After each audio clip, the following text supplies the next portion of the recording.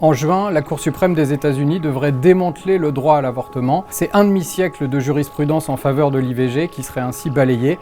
Aujourd'hui, on vous explique pourquoi la Cour suprême s'apprête à opérer un tel revirement.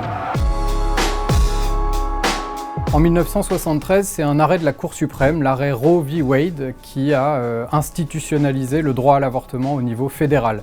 À l'origine de cet arrêt, il y a la plainte d'une habitante du Texas, où l'avortement était alors un crime, une femme enceinte qui souhaitait obtenir le droit d'avorter, qui a donc saisi la justice. La procédure est remontée jusqu'à la Cour suprême, qui a tranché qu'au nom du respect à la vie privée, les femmes qui le souhaitaient avaient le droit d'avorter, et ce, sur l'ensemble du territoire des États-Unis. C'est cet arrêt que la Cour suprême s'apprêterait donc à abroger.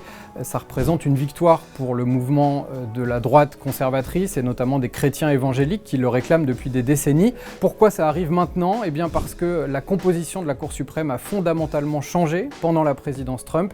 Donald Trump a pu nommer 3 juges à vie à la Cour suprême, des juges ultra-conservateurs qui ont été nommés justement pour leur opposition farouche à l'avortement.